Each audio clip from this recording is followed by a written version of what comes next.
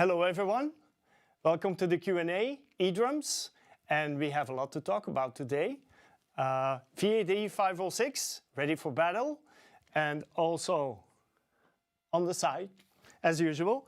So today it's going to be a mix of your questions, also the questions that already came in earlier this week, and also a few other things I want to show you and you need to consider when actually you start working with your eDrums, because there might be some hidden functions that you don't know about and that I can help you to take advantage of. So let's start with the first question, and the first question comes from Josh, and he's asking which module has more realistic drum sounds, the Roland TD50 or the TD27? I have the TD50 and snare sounds leave much to be desired. Ah, Josh, so you're not very satisfied with the internal snare sounds because probably you're only taking, let's say, the standard snare sounds from the presets. And actually, when Roland released the TD50 a few months after, or even like 7 or 8 months later, they released improved presets because there were indeed some comments about maybe this could sound better and so on. And it's always, you know, trial and error in the beginning. So that's why Roland released some additional artist kits. I also edited some of those presets, so you can find these for free on the Roland website, download them and put them inside your module. But today I'm playing the TD27. And to answer your question very frankly, everything actually the TD27 has is also sound-wise, I mean preset sound and so on, is also in the TD50, because the TD27 sounds are actually based on the ones on the TD50, but I was also a little bit involved in improving those. So along the years, you know, you start, there's many people who start using the TD50 VPAs and so on, and of course my Japanese friends in Japan at the headquarters, they see also some other people creating presets, and of course, there's a little bit of evolution going on. So these TD27 sounds, you can stick with the presets, okay? And the preset sound, which number 2, for instance, the Studio A, will sound something like this.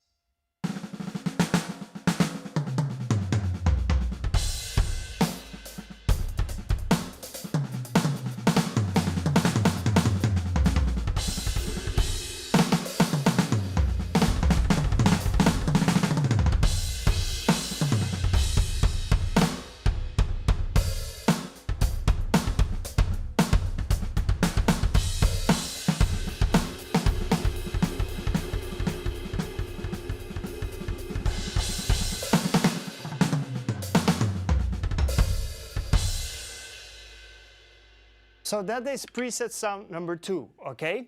Now, I am in the middle of creating specific artist kits for the TD27. And this is actually a set I finished last night, and it sounds something like this.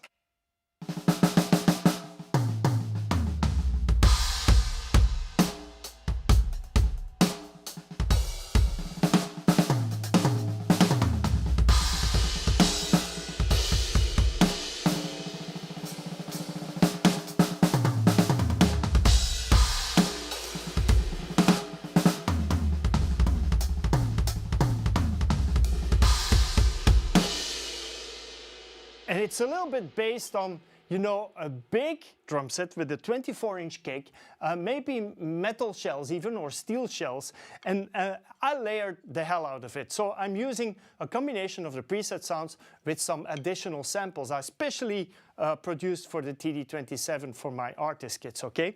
Let me show you here with this camera how the snare actually, how it actually evolves when you start positioning your sticks. And this is something the TD27 and the TD50 can do, which other sets cannot do, okay? Because you have these digital paths with improved positional sensing. But just judge for yourself the difference between this snare drum. So first I'll play the preset snare drum and then my version. And that's all done in the module.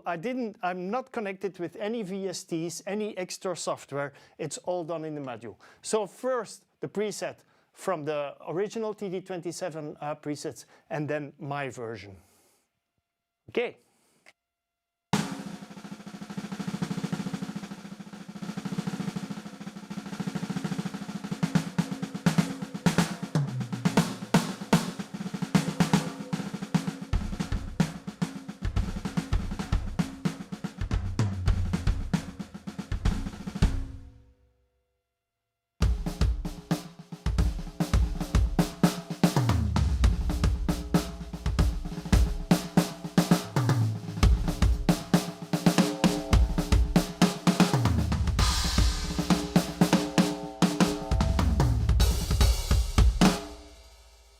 Okay, that's one example. I also made some other sets. They're not ready for release yet. I'm not 100% satisfied with some of the mixing and the compression and so on. So this is another one.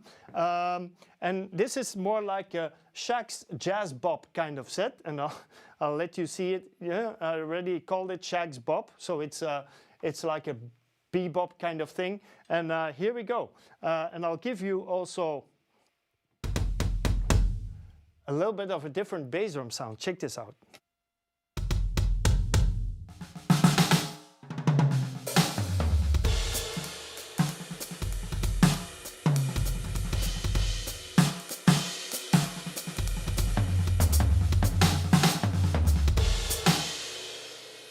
Now let's go to another set, which is also a jazz set. Where do I have it here somewhere, I think?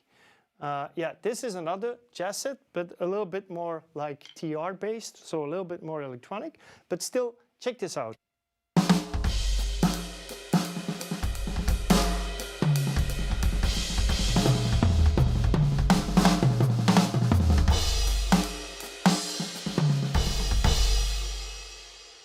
And now we go back to my set, okay, which is still in the works.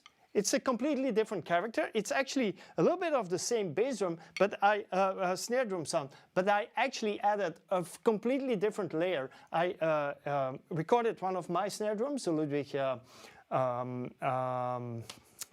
Black Beauty, and then I put that sample on top of it.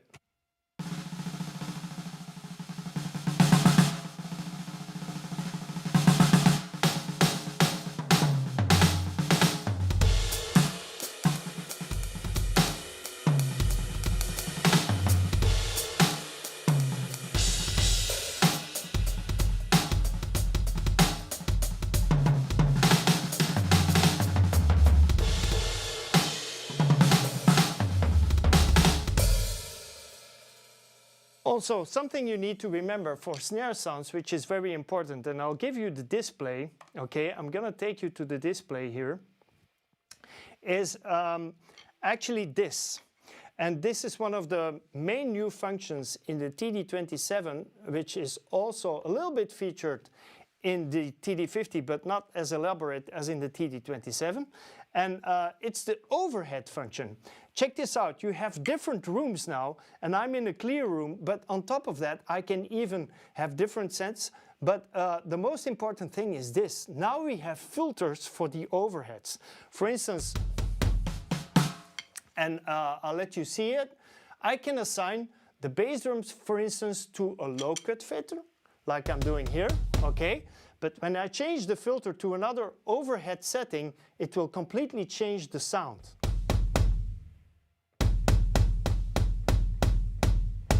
Oh no, it's not doing that, but it's doing it here for the snare, I'm sure. Yeah, I hear it in my... It's now in the true.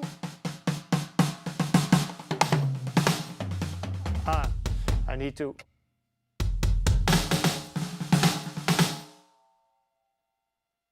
And this also determines the snare sound. I'll give you another example, which is this one, a new kit I'm working on as well. It sounds a little, something like this.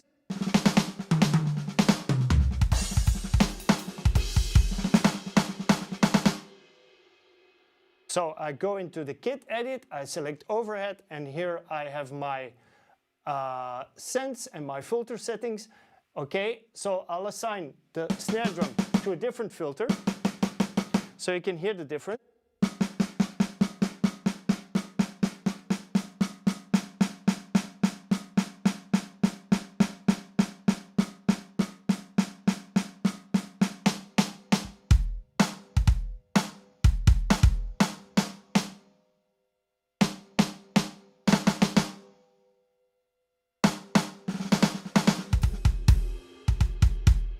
I can do the same thing for the bass drum.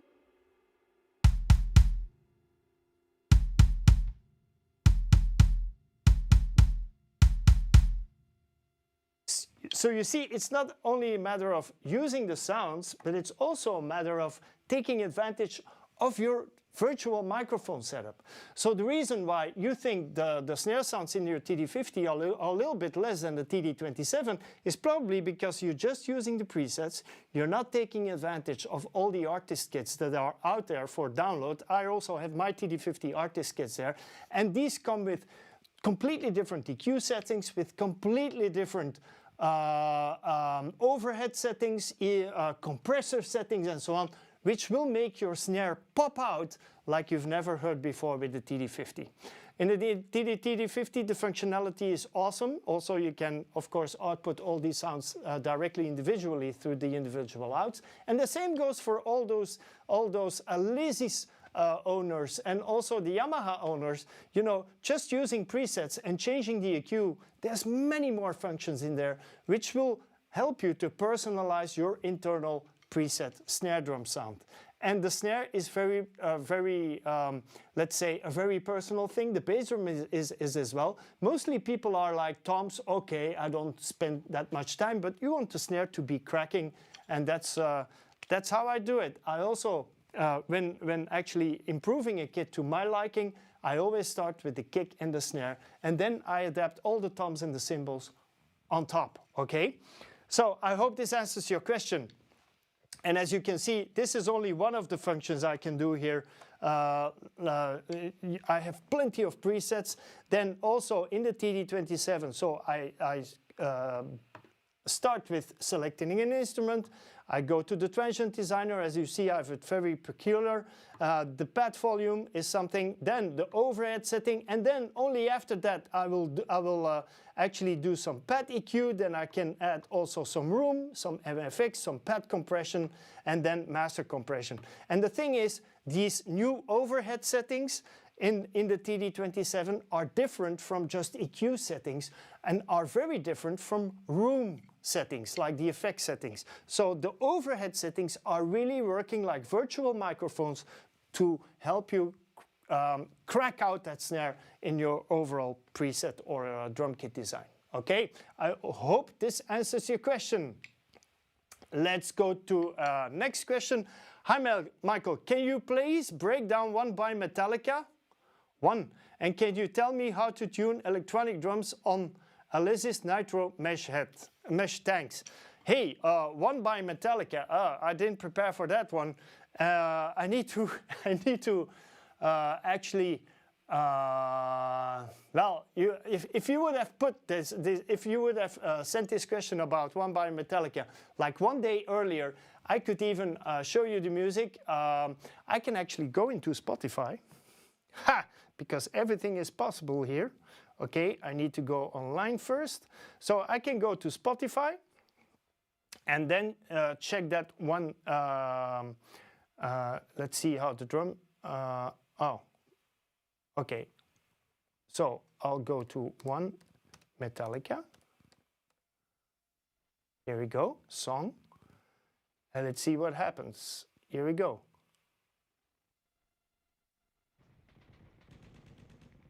Starts with Machine Guns. Let's go a little bit further in the song. I can't remember anything. Can't tell if this is true or dream. Deep down inside. That one, yeah. Now I remember. It's the 3/4. Well, very simple. Let me quickly. It does, and then it goes to dun, dun, dun, dun, dun, dun, dun, right? Actually, this is about eDrums Q&A, right? So this is not really about breaking down a song. But what you can do with your electronic drums like in Alesis Nitro, please read the manual how to change the tuning of those pads. That's a very important thing to do. If you read the manual, it will be well explained. There's plenty of tutorials online also. With the Alesis, you need to go into your drum set, and there you can have a function where it says level, tuning, but also panning, for instance. Here on the TD27, for instance, is direct access on the front panel, which is not the case in the Nitro. But I think, just go inside the module and go into edit. It probably says edit or change instrument or whatever, and there you will be able to actually change the tuning of your drum set sound. So, concerning one, let's... So I like playing 3/4 beats a lot, okay? But I cannot play it like Lars Ulrich does it. So let me go to this set. This is okay. So you have to count in 3. 1, 2, 3, 2.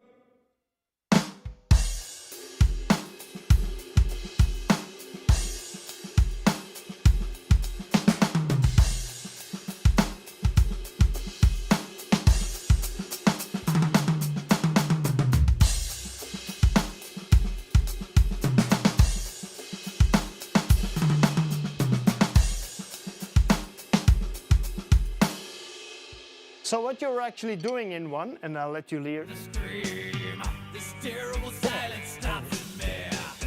Now that the war is through with me, I'm waking up, I cannot see that there's not much left in me. So it's always the snare on the 3. So it'll be like this. 1, 2, 3, 1, 2.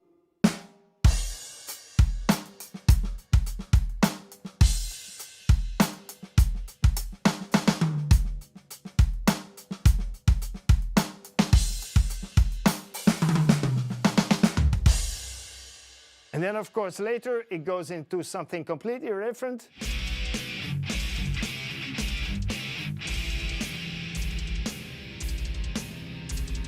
With the double bass and everything. Let me prepare that for next time, okay? And so we can also write it out for you. But this is really an eDrums Q&A session, not really about how to play a song. So that's... and there's a lot of questions coming in. So I'm sorry, but I hope you will check out the tuning function in your Alesis Nitro. Like I said, every drum module, and I cannot repeat this enough, comes with a manual. Also, there's plenty of tutorials on YouTube and on Facebook. And there's even an Alesis Facebook group, which will help you find specific settings even for your presets if you want to change something. Maybe somebody actually made a Metallica preset for your Alesis Nitro. So please connect with those people, make yourself member of those groups, and exchange info, okay? And this will help you much better than actually just trying to find it yourself, stubborn men we are, instead of just reading the manual, opening it up, and actually checking out how to do it. Okay, next question. How to make custom kits on Alesis Nitro Mesh? Again, you need to start from the presets. So you start with the preset, and this is what I do on the Roland. I'm not an Alesis player, okay? I'm more like a Roland guy. But this is how to do it with any kind of brand, any kind of, even the cheaper Medeli, whatever, from made in China, very cheap drum sets, or even the Yamahas. The new DTX, by the way, is not a bad drum set. Also the latest Roland TD07. And this is how I do it. Actually, I was working on a kit earlier this afternoon. This is, for instance, a kit I was working on. And one of the things you need to do is check if you can actually copy pads within your module. So I'll let you see this. This is an important function to get yourself started, because you might have, for instance, an Alesis Nitro, okay? And maybe you like the kick and the snare, but you don't like the toms, okay? With the Nitro, I don't think it's possible to actually copy individual instruments, but this is one of the things you can do. So I go into Kit Edit, and I'll let you see, here we go, okay?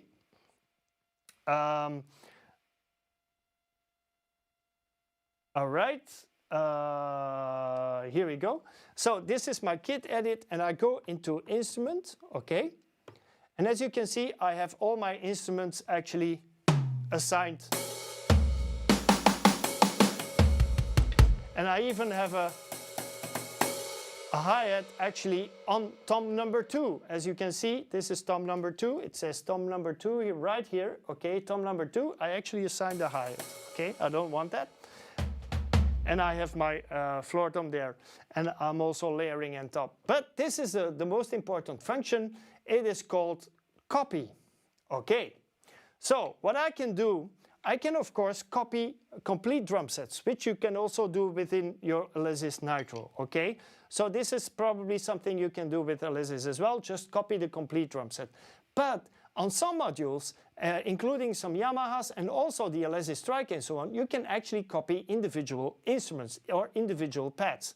So, and this is actually one of the things that is really interesting with current, even cheaper drum modules, is when you go enter, you can actually select, for instance, your, for instance, I'll do this one, okay, why not? And I'll call, okay, this is a symbol I don't want to use, okay, this is not really a symbol. So what I can do is actually, from one of my favorite drum sets, I'll copy the crash number 1, okay, and I'll put it on the crash number 1 of my current set, which is called number 7. So I'm copying from set number 82 to set number 7, only the crash symbol, okay? And then I can choose to do that with the pad and EQ compression settings, or I can just go, no, I only want the instruments or the V edits only, or I can, so I can choose what to copy, okay? With pad compression, okay? Everything, I will copy the crash from set number 82 to the set number 7. And I just press copy and I say, here we go. Voila, and now we have a normal cymbal sound on that first pad here. Completely different. And that's what else you need to do. You need to start from a preset which you think, this is close but no cigar. And then you just start, okay, but I like the cymbal from there. And you just copy it onto the set which you're working on from another set. So it's good to note, to actually make notation what set you like. I like those crashes. Okay, I like that snare. I like that kick. And you can actually compile a set this way. On the Alesis Nitro, it's probably not possible to actually copy like I'm doing here in the TD27. So that's why you need to write those things down.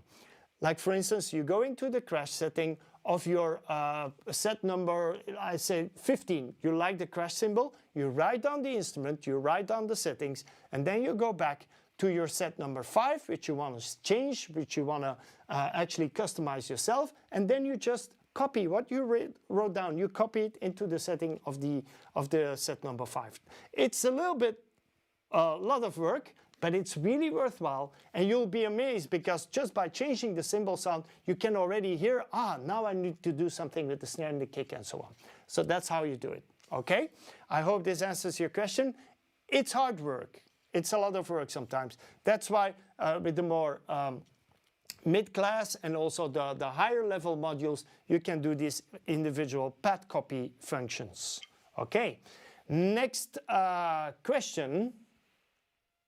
And this is a self-triggered question which came in. This is a question from Linda. Linda is asking, hey, there's a lot of discussion online, she says. There's a lot of discussion online about the rack systems. So some people say the Roland rack for the TD17 is too small. And then other people say you should get an Alesis Strike because the rack is much bigger. But hey, guys, what can I do? She's saying, what can I do? Can I combine an Alesis rack, for instance, with Roland pads? Yes, you can. This is happening. There's people who are taller and there's people who are smaller in size, okay? And for some people, a TD17 rack will fit perfectly. For me, it's not a problem. I like moving around and it's all compact, but for me, it's okay. But other people that are really tall, for instance, say, this is mini for me. I like the TD17, that's within my budget, but I want to put my pads on a bigger rack. That's perfectly possible. The only thing you need to take care of is that you actually have the same L-rods on that rack system, for instance, a Gibraltar rack, which you can actually put those pads on, okay? And the very important thing to check, and you can go to your dealer or you can just look for the specifics of your rack system online, is to check the diameter of those clamps. Like for instance, can my pad actually go over?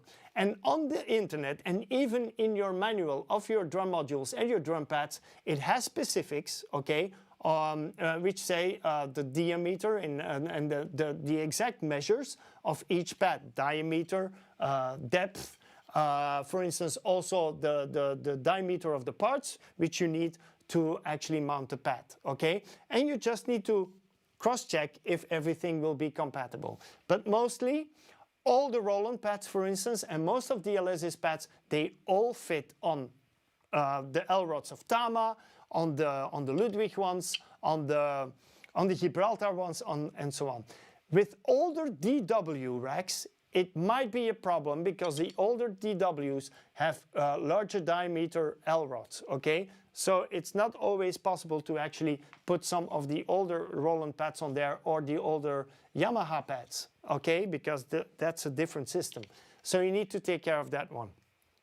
But to come back to your question, yes, you can interchange an Alesis rack with Roland pads and so on. There's only one thing you need to check in case you are actually using a TD50 rack system or a TD30 or TD20 rack. The cables with Roland are inside the rack, okay?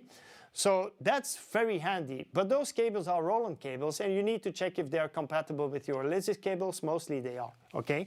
On the other hand, a TD17 rack system, okay, is perfectly capable of holding the module and the pads, but watch out, when you go to a bigger rack system, you need to think about the length of your cable bundle, okay? Because the TD17, the TD27, for instance, they come with the cable bundle, and you need to check if those cables are long enough to actually put on your bigger rack system, put those pads further away. Mostly it's not a problem, but you need to think about this, okay?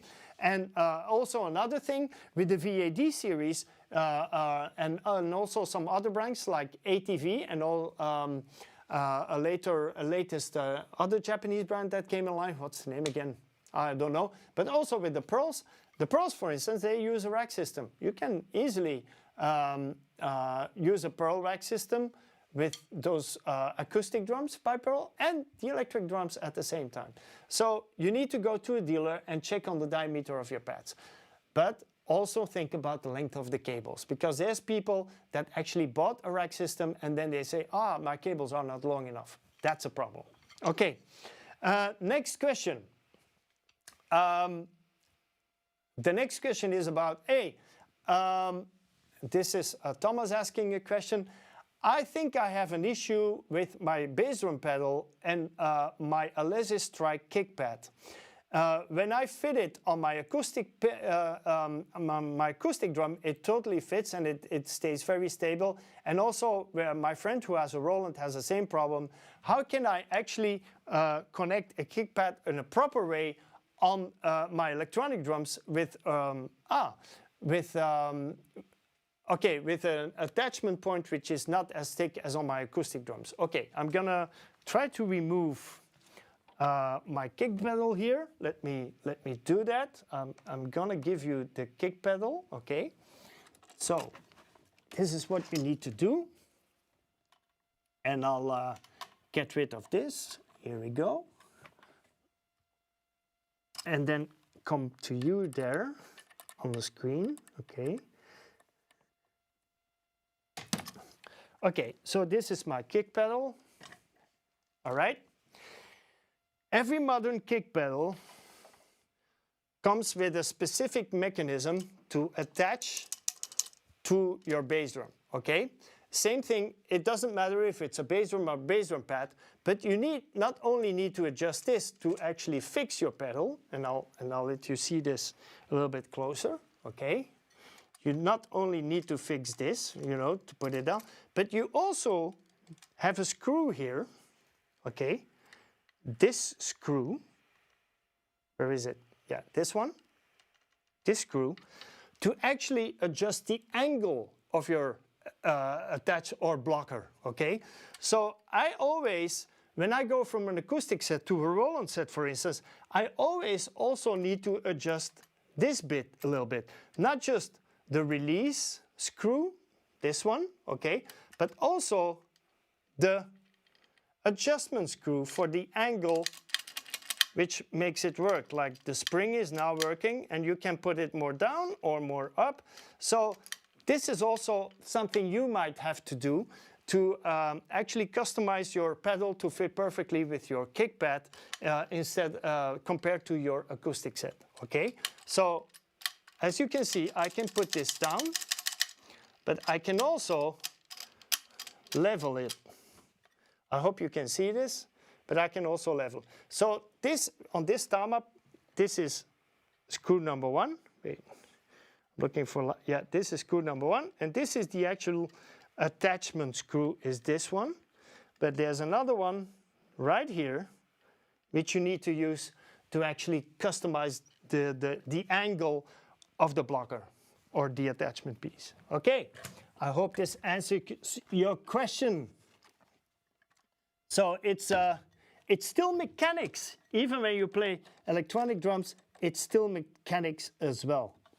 Okay, and there it works. Also, it's very important to actually properly attach your bass drum, because it also, of course, has an effect on the triggering. So let me show you this.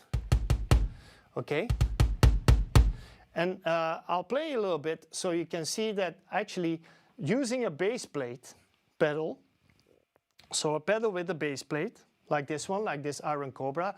Mostly the Pearls and the Yamahas today all have a bass plate. It will help actually the stability of your kick playing, okay? So let me show you this in close-up. 1, 2, 1, 2.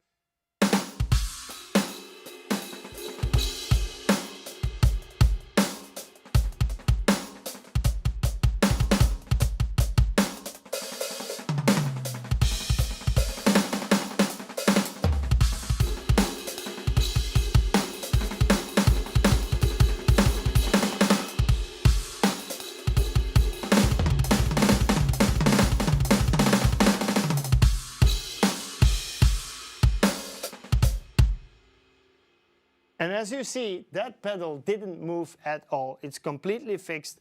There's stable triggering, so everything works. Okay, ladies and gentlemen, as you heard, there's something wrong with this drum set, okay? Let me go back to the display, okay? There's something wrong with this drum set, because those cymbals are actually not really fitting the complete drum set sound. Like on this big compactor, the set is not completely finished. It sounds a little bit like this. Let me give you this camera setting with a little bit of, yeah, there you go. 1, 2, 3.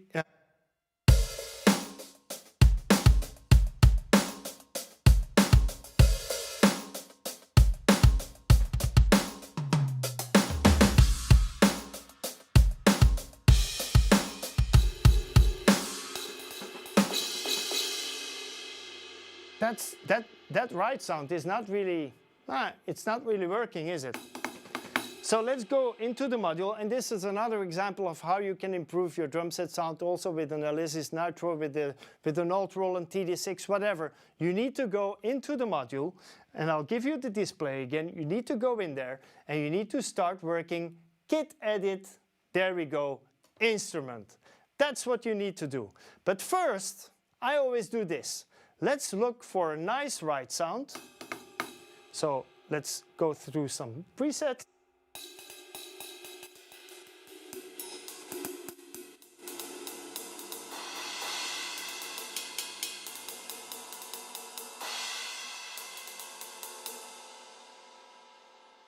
That's not bad. Bubinga sharp, okay. That's from number 24. So I go into Git edit, I go into my other, I go to copy, and I say copy path. So number 24, the right symbol, okay. And now I can actually go to my Git number 7, where I actually was, which one? Watch, check this out. I really need to select that I'm copying a right to a right, okay? And then I do copy, okay. Let's see how it sounds together with my own kick and snare choices, okay? So it sounds like this.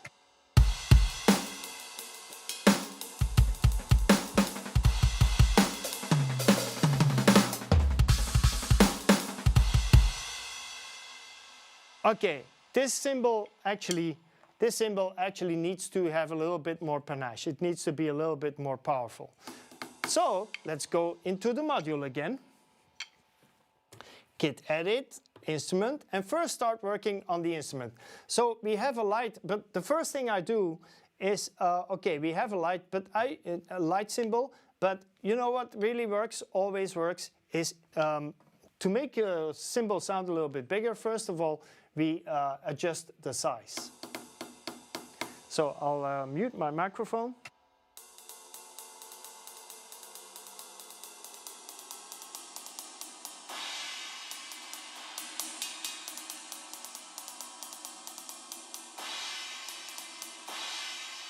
This might work.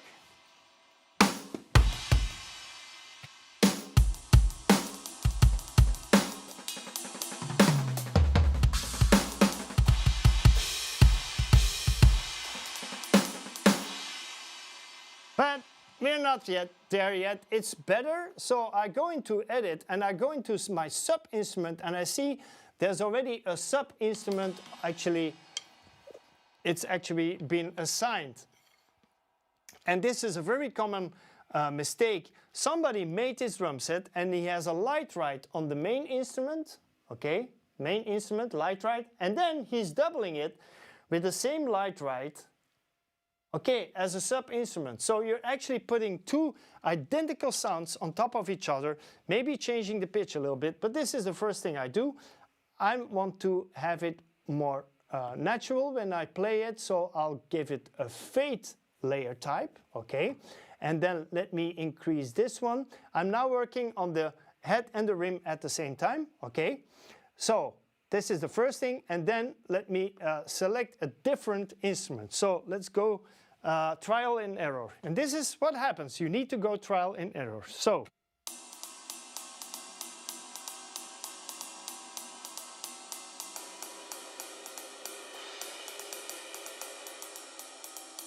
So this is the main instrument, which is called the light right, okay?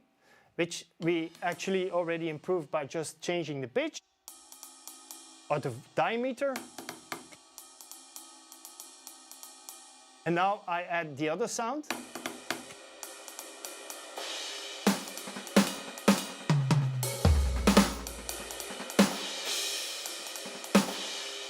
And there we have it already, a much better result. This is a much better result. So this is how I make my drum set.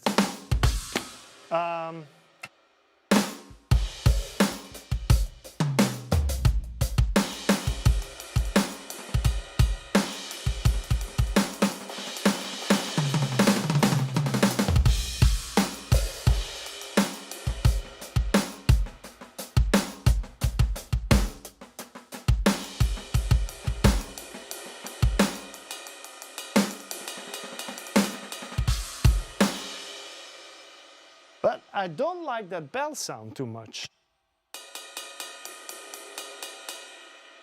I want that to come out a little bit more. So I'm gonna go again into edit, okay?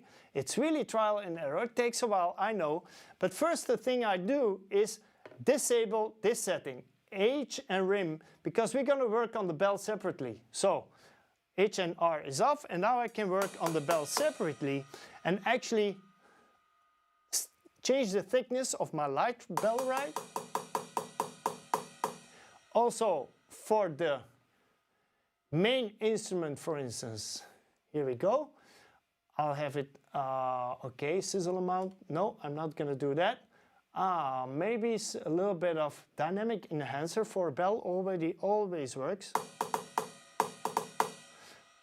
Okay, that's nice. Now, that's my main instrument. Now I go to the sub, okay, and I'm doing the same here. Separate bell.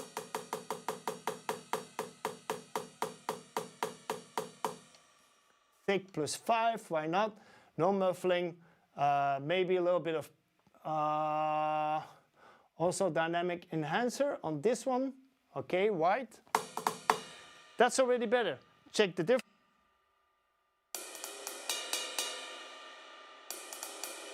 You see, just by working on the bell sound, the whole drum set can come alive.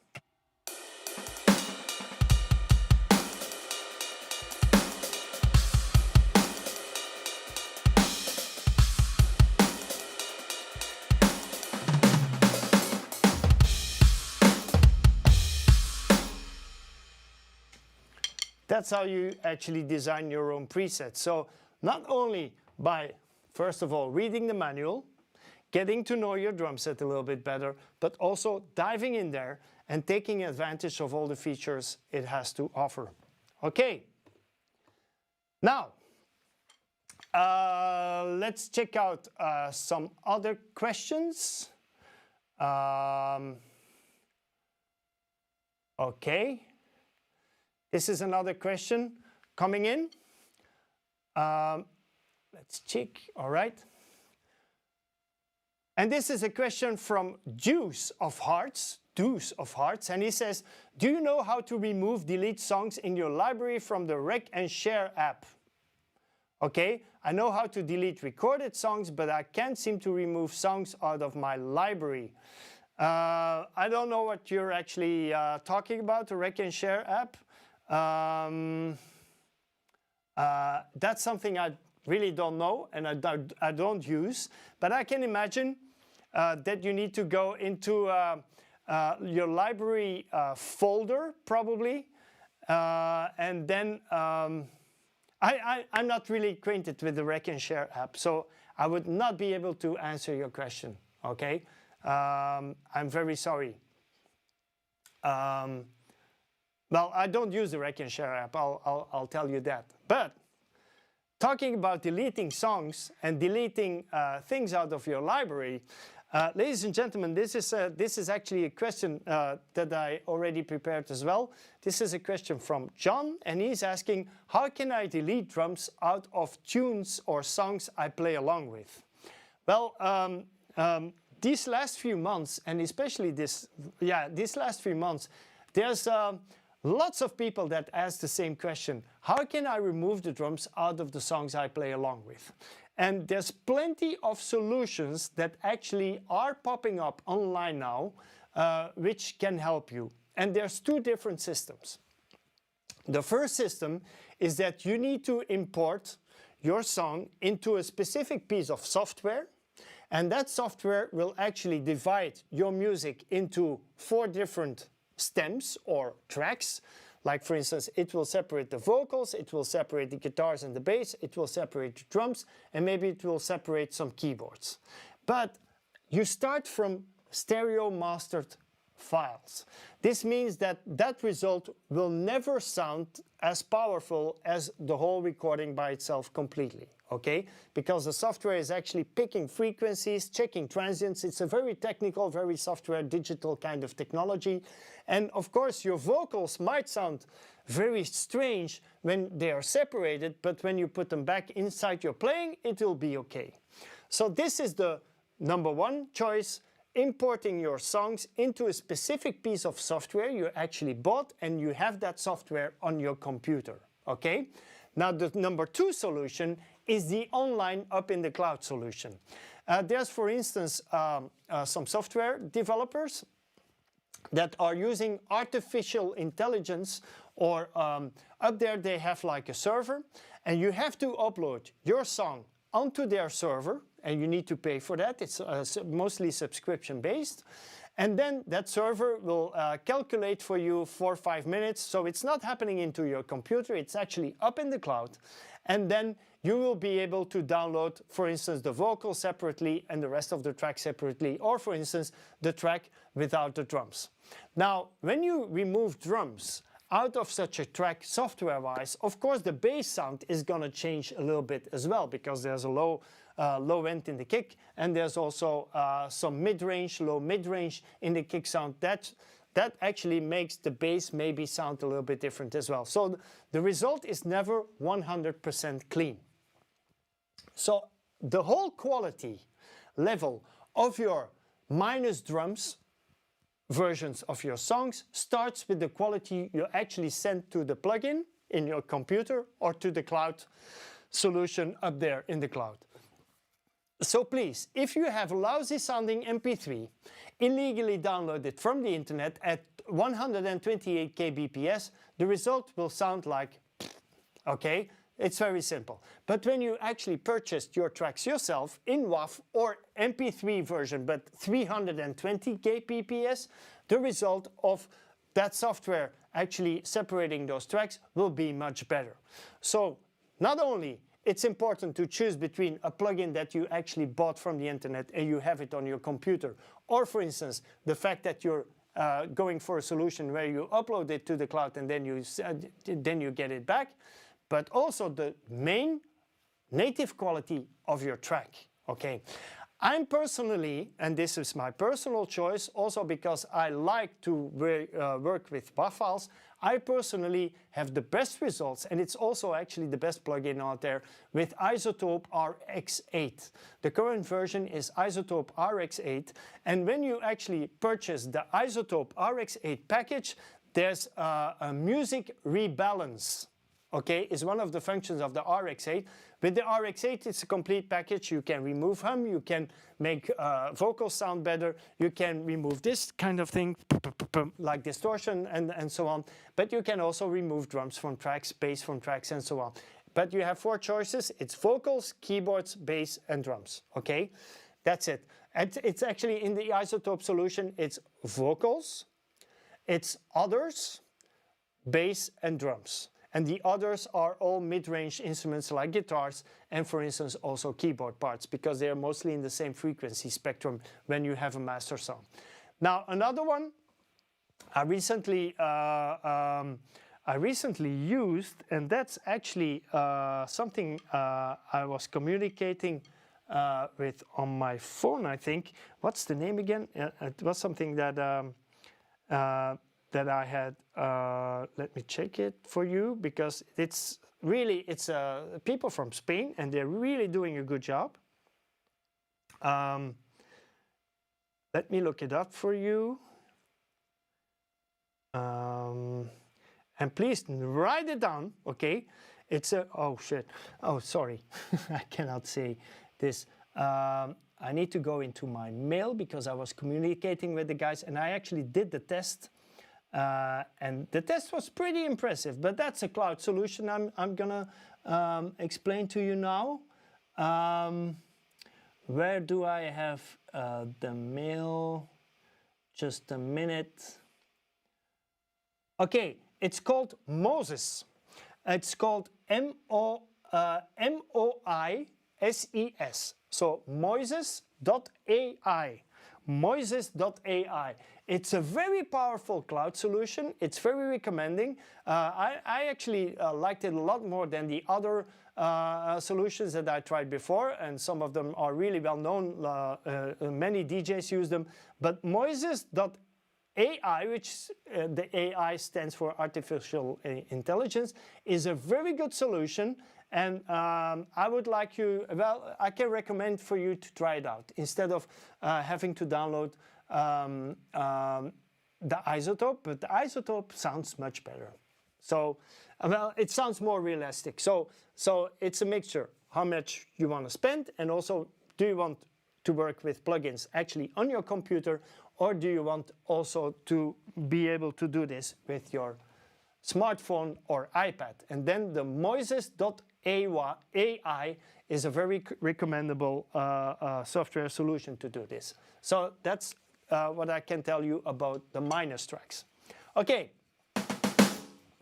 And then there's another question, and this question is really interesting. Hey, some people are recommending me to actually buy an Alesis Strike drum set, but will I be able to use the Roland digital pads with it, because I really like the diameter of the Roland snare drum? Aha!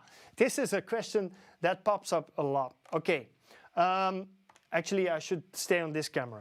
Okay, first of all, the Roland digital pads are only compatible, and I said this before, with the Roland modules TD27 and TD50. So even getting a digital ride or digital snare when using a TD17 module, it makes no sense, because those digital pads, the ride and the ride and the snare, will not work with the TD17, okay? They will only work with the 27 and the 50. This also means that you will not be able to use the Alesis Strike module with these pads, or these pads are not compatible with the Alesis Strike. So that's a very simple answer. Anyone who tells you on the internet differently, or even there's been a dealer where a drum guy said, yeah, of course, no problem. So the guy actually bought the digital pack, and of course he came home and nothing worked. Well, bad dealer, go away, and maybe he needs some training. So that's my answer. And one of the reasons is that you need the USB inputs on your module to be able to work, because the module is sending electricity to the ride and the snare. And actually, inside the ride and the snare with Roland, there are processors, and they communicate with the module back and forth. This is not possible with the Alesis Strike. Okay, and then today there's another guy who is asking, what should I choose, the Alesis Multipad or the SPD SX? Okay, well, I can only recommend this one. It's older, okay, but it's worthy, tour worthy. It's a very strong unit, okay? The Alesis Multipad actually has a lot of interesting functions. It has a lot more memory, also some very nice musical solutions like the sequencer inside. I like it a lot actually, but you know, to take it on tour, when you start hitting really this one, the Alesis on shows, it's not as made for the live stage as this one. But with the current pandemic, and depending on what functions you're looking for, yeah, maybe the Alesis is a more modern one, but this is certainly also compatible. And let me show you again what I can do here, okay? Because I have it connected to the laptop. Yeah, here we go. So, and I'm just going to use, you know what? I'm just going to use, here we go. I'll go to the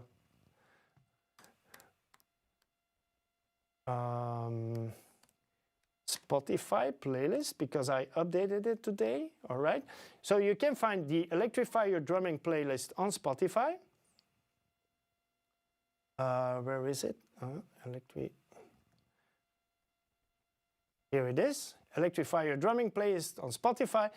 I can actually play my Spotify, okay? I can actually play my Spotify playlist through my SPD-SX, okay? And I will prove it to you how it works.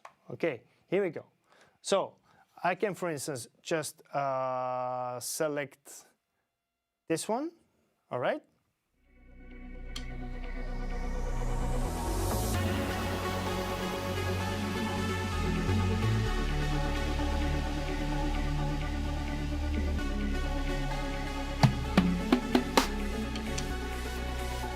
Okay, I'll be, let me select the drum set.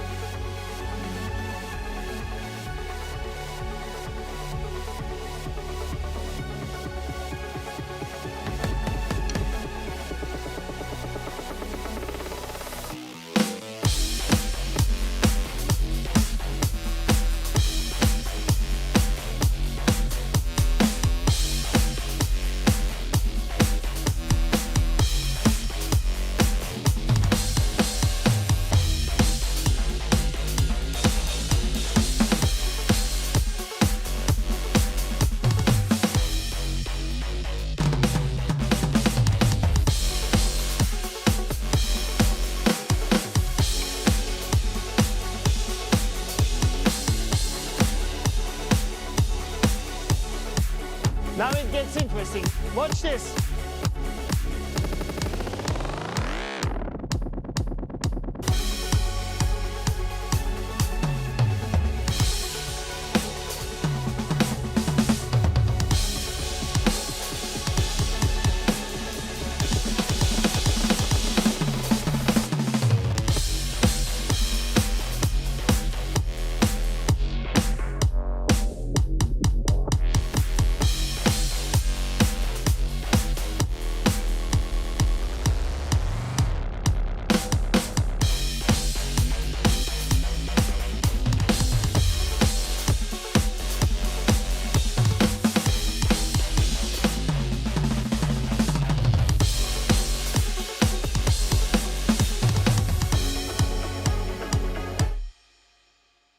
You see, I can actually adjust, I can actually have my Spotify playlist, okay, connected to my SPDSX, and actually use the effects of the SPDSX to completely do a DJ set with my Spotify playlist. Now, how do I do this? And I explained this earlier already.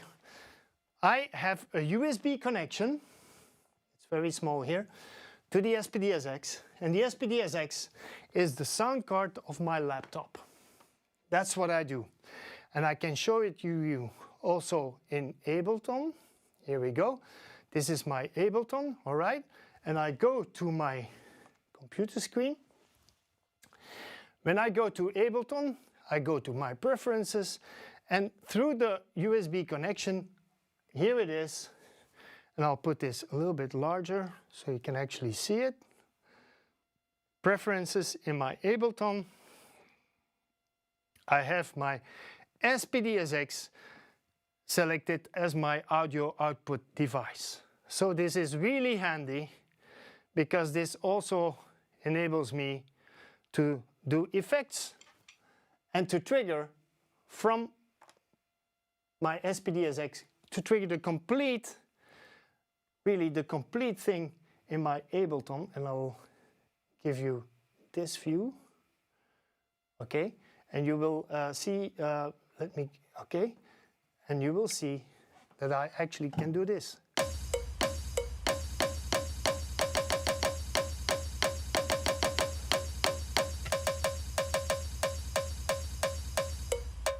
Four, three, two, one.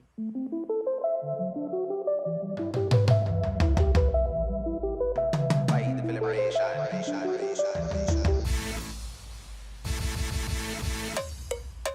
Four, three, two.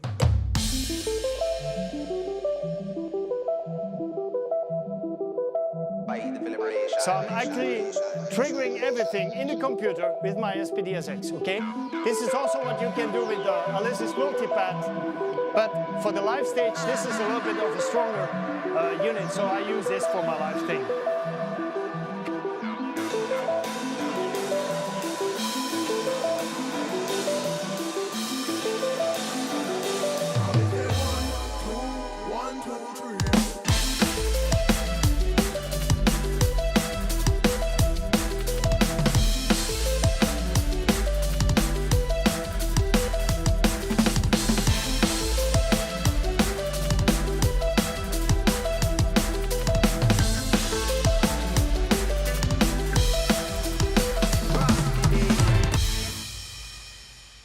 And I can start and stop it like that. So again, I cannot stress this enough. If you already have an SPDSX or an Alesis Multipad or whatever you're using for MIDI triggering in your computer, you can actually connect just with an USB line. You can do so many things. And much more handy than having a mini jack coming out of your iPhone and so on and so on. You already have a laptop, so why don't you use it and integrate it into your drum set?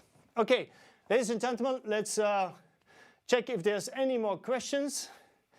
Actually, we're already through, apparently, but there's one more question I received through Facebook, and this question is from Jonathan, and he's asking, hey, what's happening with those online prices sometimes? Sometimes I see, for instance, on bigger online sales websites that the price of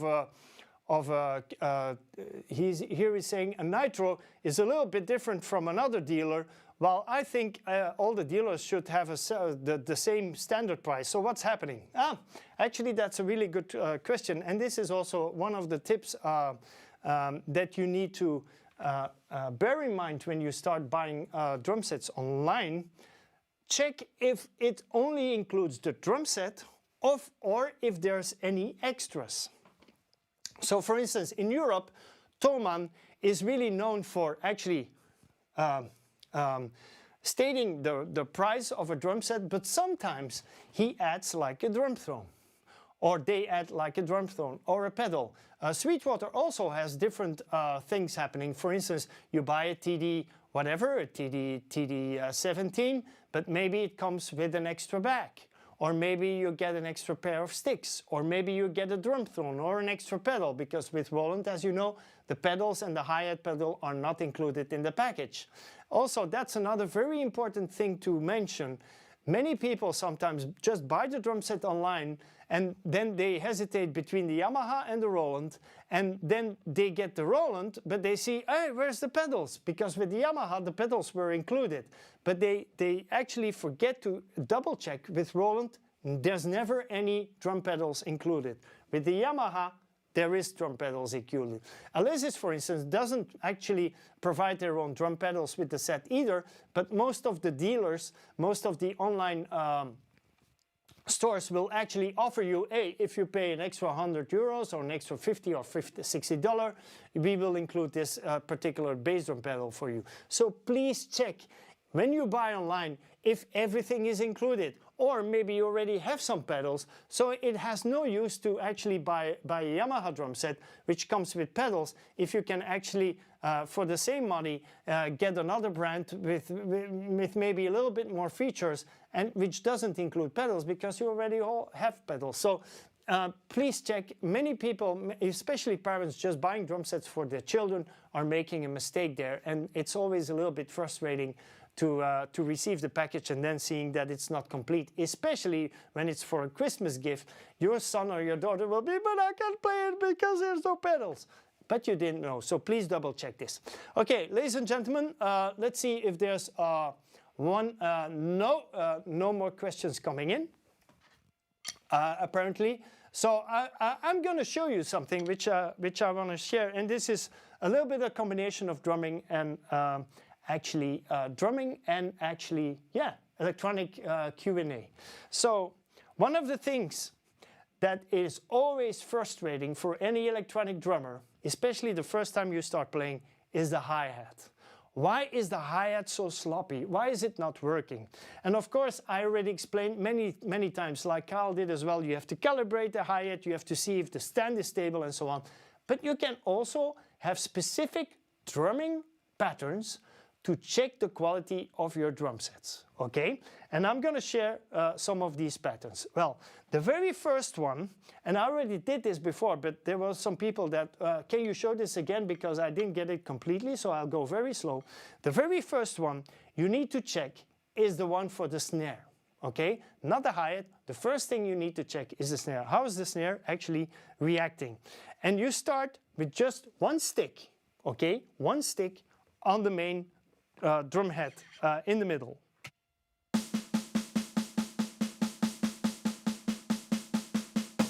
And I actually will go to one of those new presets.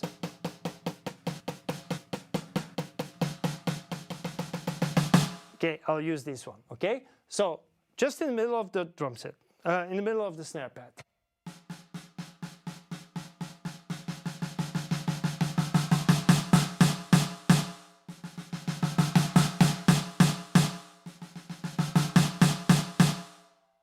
If that's a linear movement, you have a good pad, or you have at least a good setting in the module.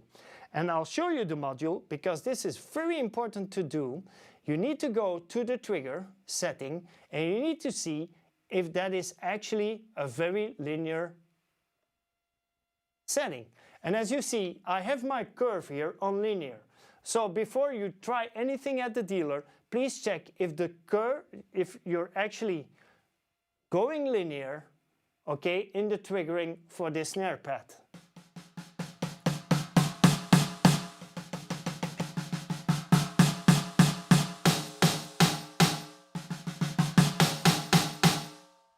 Now with the digital pads, there's something very peculiar happening. Normally it goes from 0 to 127. But with the digital technology that Roland has developed, you have a little bit more headroom. So there's a little bit more volume even beyond the MIDI maximum of 127, which is normally the maximum value. I'll show you this again.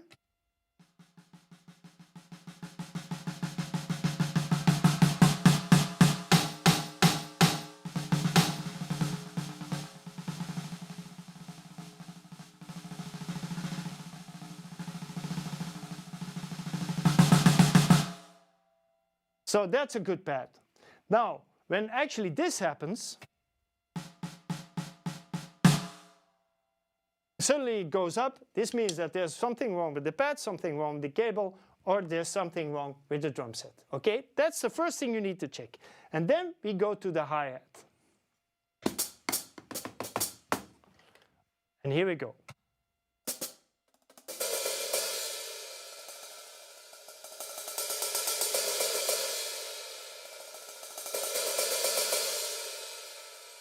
And here you see the difference. This is not the digital hi-hat or whatever, it's the analog hi-hat. There is no digital hi-hat, by the way. So it just goes from 0 to 127 as the maximum MIDI volume.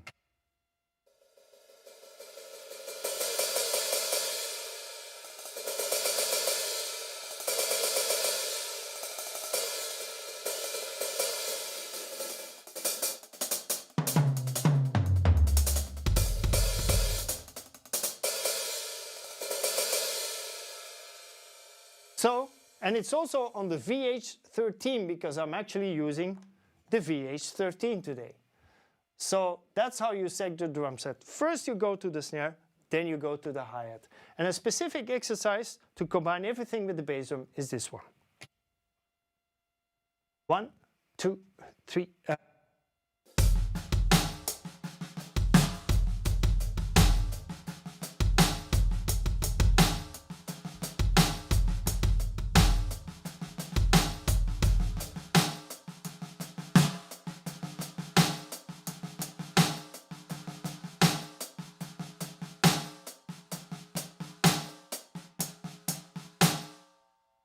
Because every single electronic drum set will sound as good as you want it to sound when you are able to play ghost notes and accents in a controlled way.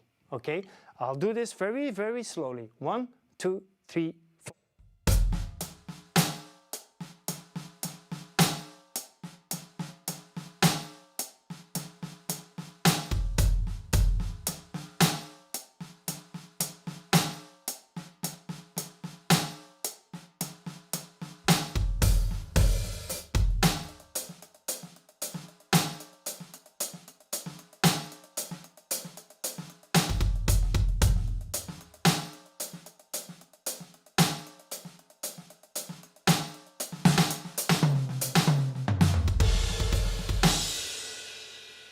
And another great rhythm that everybody wants to play is Rosanna by Toto.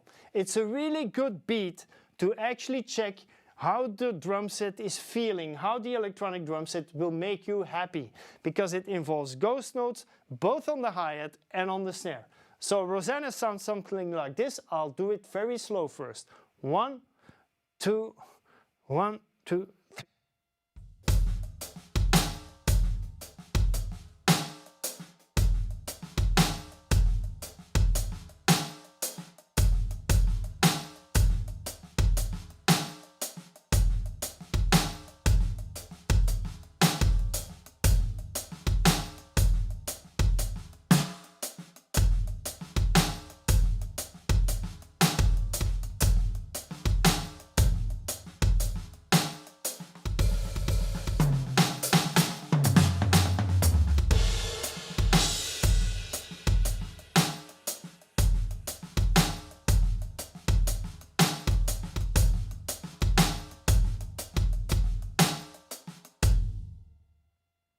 And now a little bit faster, like it's supposed to be. 1, 2.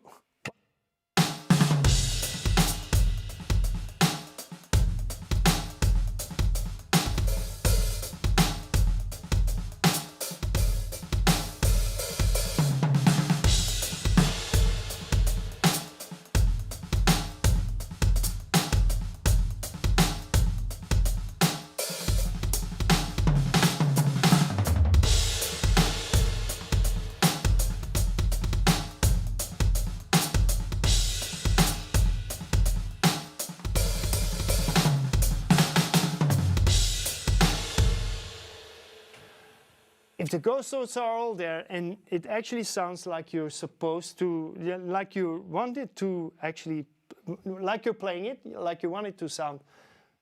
Then you can say, okay, this drum set works. That's maybe an electronic drum set which will work for me. Okay, ladies and gentlemen, double checking on the last questions, no more last questions. We already 1 hour and nearly 50 minutes away in the session. Thank you very much for attending. Thank you very much for attending indeed. Why not finish with, yeah, I actually updated the Electrify Your Drumming playlist on Spotify. So when you put in Drumeo or Michael Shack, you'll find the list. I added some tunes. It was you know, lately there's not been a lot of releases that were really exciting enough for drummers. But the one I just played, like that Taplin, and I'll give you the actually computer screen so you can check it. The one I just played, which is, hey, come on. Ah, okay. So the one I just played, like that Taplin, this one is a really nice one. There's also Sly Fox with Koan sound. That's also quite adventurous. Let me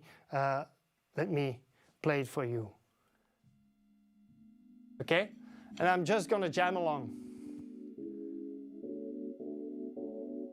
And please check out the Shack and Drumeo Electrify Your Drumming playlist.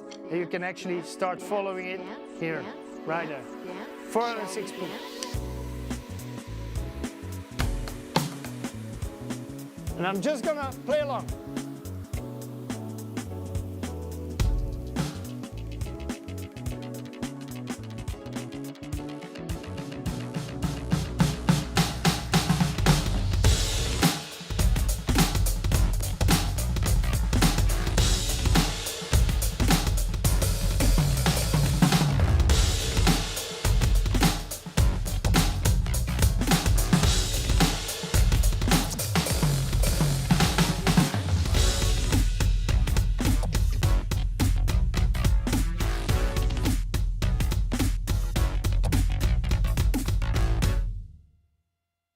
And now I'm going to do the same with another drum set.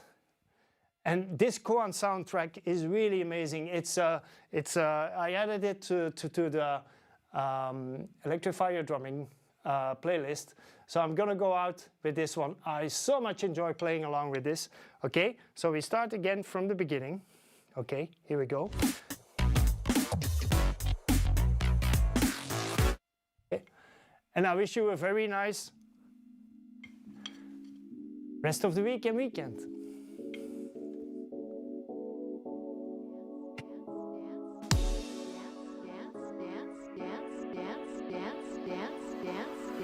Shall we dance?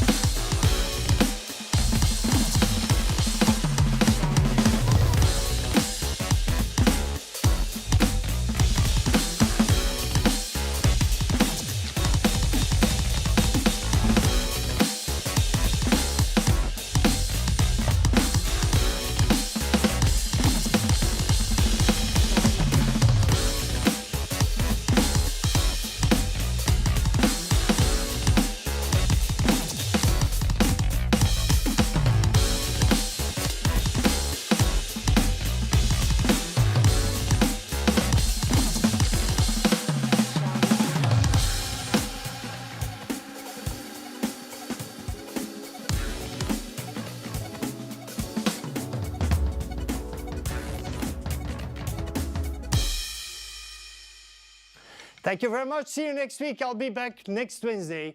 Carl is taking 1 week off because he needs to do something. And then he'll be back at the end of the month, just before New Year. So see you next week, next Wednesday. Thank you very much.